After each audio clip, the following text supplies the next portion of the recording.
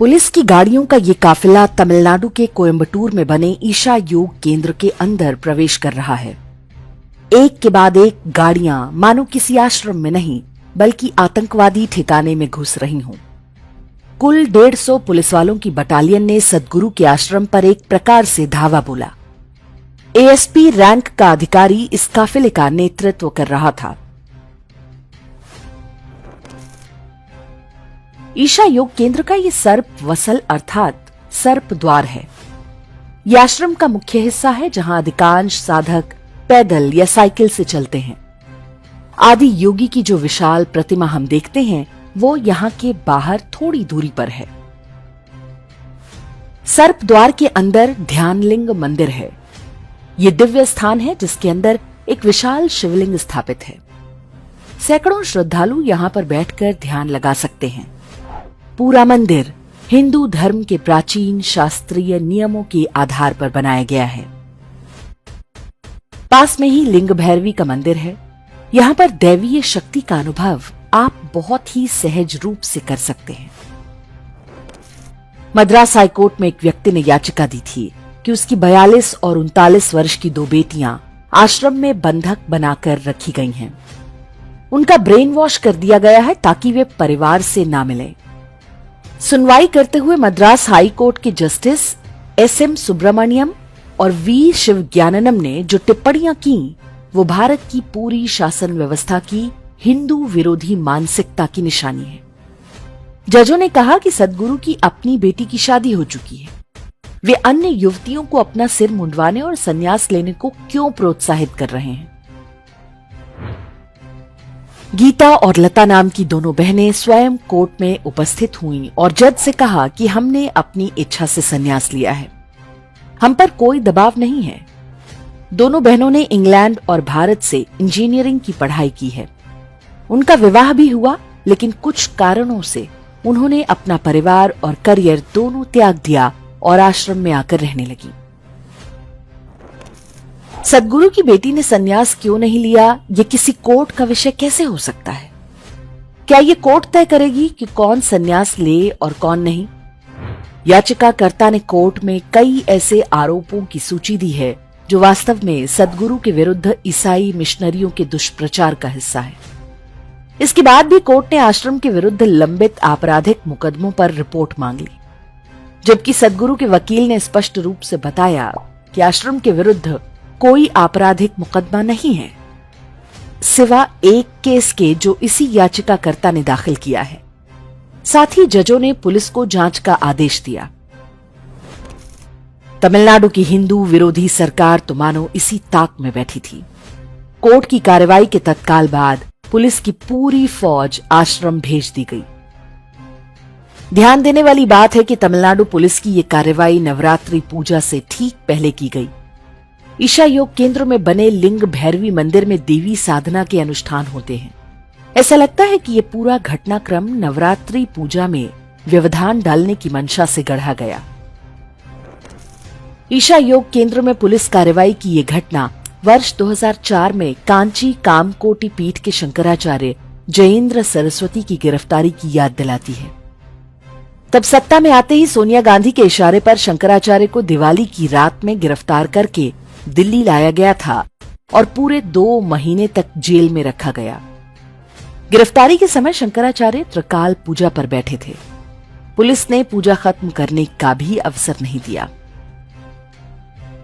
शंकराचार्य पर हत्या का षड्यंत्र रचने और अश्लील सीडी देखने जैसे आरोप लगाए गए थे। वर्ष 2013 में उन्हें कोर्ट ने दोषमुक्त कर दिया। न्यायालय में साबित हुआ कि शंकराचार्य जयेंद्र सरस्वती को जानबूझकर एक षड्यंत्र रचकर फंसाया गया था। वे तमिलनाडु और आसपास के पूरे क्षेत्र में ईसाई धर्मांतरण में बाधा बन रहे थे। पूर्व राष्ट्रपति प्रणब मुखर्जी ने अपनी पुस्तक द कोएलिशन ईयर्स 1996-2012 में इस घटना का वर्णन करते हुए लिखा है कि शंकराचार्य की गिरफ्तारी से मैं बहुत व्यथित था। अगले दिन कैबिनेट की बैठक में मैंने इस विषय को उठाया। मैंने पूछा कि क्या देश में धर्मनिरपेक्षता केवल हिंदू संत महात्माओं तक ही सीमित है? क्या कोई पुलिस किसी मौलवी को ईद के मौके पर गिरफ्तार करने की हिम्मत कर सकती है? शंकराचार्य को झूठे आरोपों में जेल भेजने से लेकर तिरुपति मंदिर के प्रसाद में गोमांस मिलाने तक ईसाई तंत्र के पापों की सूची बहुत लंबी है। एक ओर सनातन धर्म और दूसरी ओर अब्राहमिक मजहब, दोनों के प्रति तंत्र का दोहरा मानक स्पष्ट देखा जा सकता है। ये वही न्यायपालिका है जो लव जिहाद में फंसाई गई हिंदू लड़कियों को ये कहकर उनके माता पिता को नहीं सौंपती कि वे 18 वर्ष से अधिक की हो चुकी हैं। ऐसी ढेरों हिंदू लड़कियां खाड़ी देशों में ले जाकर जिहादियों की भोग दासी बना दी गईं। लेकिन किसी कोर्ट या पुलिस ने कभी किसी मदरसे या मौलवी पर ऐसी टिप्पणियां नहीं की होंगी जैसी एक हिंदू धर्मगुरु और उनकी संस्था पर की गई। देश भर में चर्च में आए दिन नन पादरियों का शिकार बनती रहती हैं। उनमें से कई की हत्या भी कर दी जाती है। Sister Jesina Thomas, sister Divya Johnny, sister Susan Mathew, Stella Maria जैसे अनगिनत नाम हैं।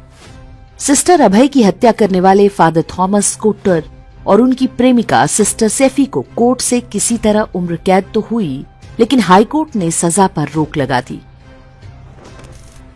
बिशप फ्रैंको मुक्कल का नाम तो भारतीय न्याय व्यवस्था पर एक प्रश्न चिन्ह बनकर खड़ा है।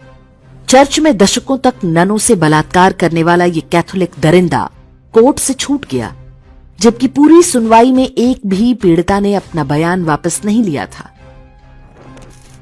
सद्गुरु और ईशा योग केंद्र में आपकी कोई श्रद्धा हो या नहीं, महत्वपूर्ण यह है कि तमिलनाडु के जिस क्षेत्र में वे काम कर रहे हैं वो ईसाई मिशनरियों का गढ़ है।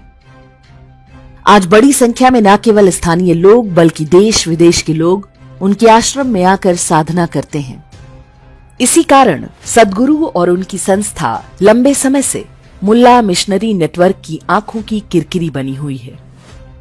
उनके विरुद्ध किसी भी दुष्प्रचार पर आंख मूंद कर विश्वास करने से पहले एक बार स्वयं कोयम्बटूर जाकर ईशा योग केंद्र की गतिविधियों को देखें। हमने ऐसा किया है और हमें विश्वास है कि उन्हें लेकर संदेह का कोई कारण नहीं है। कुछ समय पहले जब महाशिवरात्रि कार्यक्रम में अली मौला गाया गया था, तब इंडेक्स पर हमने सद्गुरु को एक खुला पत्र भी लिखा था। उसके वीडियो का लिंक आपको डिस्क्रिप्शन में मिल जाएगा, इसे अवश्य देखें। ईशा योग केंद्र में छापेमारी बताती है कि भारत का सेक्युलरिज्म एक धोखा है। हमारा पूरा शासन तंत्र मूल रूप से हिंदू विरोधी और अब्राहमिक मजहबों का गुलाम है। सर्वोच्च न्यायालय ने विरोध को देखते हुए तमिलनाडु पुलिस की कार्रवाई पर रोक लगा दी, लेकिन ये इस बात की क्या गारंटी है आगे से ऐसा कोई षड्यंत्र नहीं रचा जाएगा। इसके विरुद्ध हम सबको खुलकर बोलना होगा। जजों का नाम लेकर मर्यादित भाषा में उनकी आलोचना की जानी चाहिए। यही जज हैं जो नुपुर शर्मा के लिए आग उगलते हैं, लेकिन उदयनिधि स्टालिन जैसे लंपट द्वारा हिंदू धर्म की तुलना डेंगू मलेरिया से करने पर भीगी बिल्ली बन जाते हैं। नेता हो या जज, ये सारे वास्तव में कठपुतली हैं। सबरीमाला से लेकर तिरुपति तक सारे हिंदू विरोधी षड्यंत्रों के पीछे एक ही गिरोह है। उन्हें रोकने का एक ही उपाय है कि हम एकजुट हों, उनके झूठ, पाखंड और षड्यंत्रों को उजागर करें।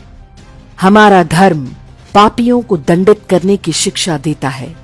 राष्ट्र के प्रति हमारा ये कर्तव्य भी है।